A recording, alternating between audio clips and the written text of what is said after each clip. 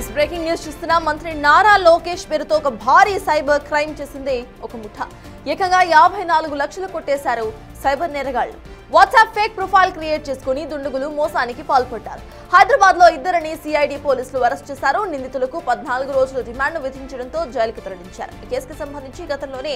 A1 ను arrest చేశారు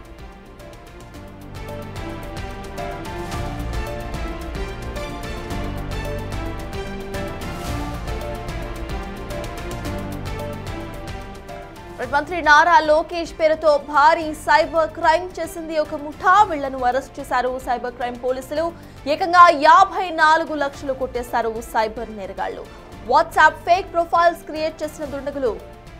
ఈ మోసానికి పాల్పడ్డారు హైదరాబాద్ లో ఇద్దరిని సిఐడి పోలీసులు ఇప్పటికే అరెస్ట్ చేశారు ఇక వాళ్ళను రిమాండ్ కు తరలించినట్టుగా తెలుస్తోంది వీళ్ళంతా కూడా 14 రోజుల రిమాండ్ లో ఉండబోతున్నారు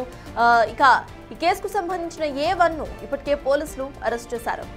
దీనికి సంబంధించిన అప్డేట్స్ మా ప్రతినిధి శివ అందిస్తారు శివ చెప్పండి ఇటు నారా లోకేష్ ప్రొఫైల్ పిక్ పెట్టుకొని భారీ మోసానికి పాల్పడినట్టుగా తెలుస్తోంది సైబర్ నేరగాళ్లు దీనికి సంబంధించిన అప్డేట్స్ ఏంటి మొత్తం చూసుకుంటే రాజేష్ సాయి శ్రీనాథ్ అలాగే సుమంతులు కలిపి సోషల్ మీడియాలో ఎక్స్ లో ముఖ్యంగా help at Nara Lokesh help at Pawan Kalyan help at NCBN hashtag పేరుతో కూడా సోషల్ మీడియాలో పోస్టులు పెడుతున్న పరిస్థితి కనిపిస్తా ఉంది వైద్య చికిత్సల కోసం ఆర్థిక సహాయం అవసరమైన వ్యక్తుల వివరాలు సేకరించారు వారికి సంబంధించిన SMS మొబైల్లో నుంచి నెంబర్ కనిపించే విధంగా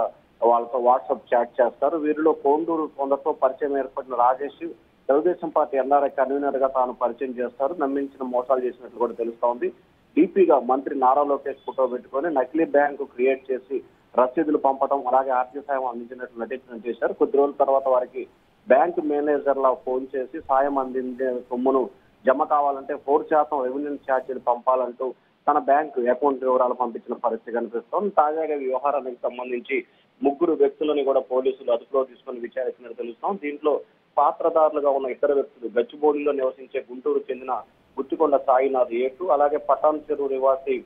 సుమంత్ A3 గా ఉన్నారు వీరిద్దరిని కూడా నిన్న రాత్రి సమయంలో పోలీసులు అదుపులో తీసుకొని రిమాండ్ కి పంపించినట్టు తెలుస్తాం వీరిపై తెలంగాణలో 9 కేసులు ఉన్నాయి వీటితో పాటు దాదాపుగా 54 లక్షల రూపాయల నగదును కొల్లగొట్టినట్లు కూడా తెలుస్తా ఉంది అలాగే ప్రస్తుతం అయితే ప్రధాన నిందితుడు రాజేష్ పరారులో ఉన్నట్లు కూడా గుర్తించారు కొండూరు రాజేష్ నేరానికి పాల్పడిన తర్వాత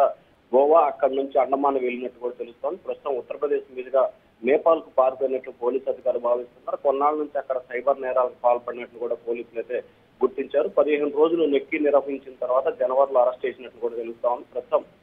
రాజేష్ అరెస్ట్ కావడంతో కూడా శ్రీనాథ్ సుమంతులు వారి ఫోన్ నెంబర్లు సిమ్ కార్డులు మార్చేసి పరారైపోయినట్టు తెలుస్తా ఉంది సత్తా థ్యాంక్ యూ శివ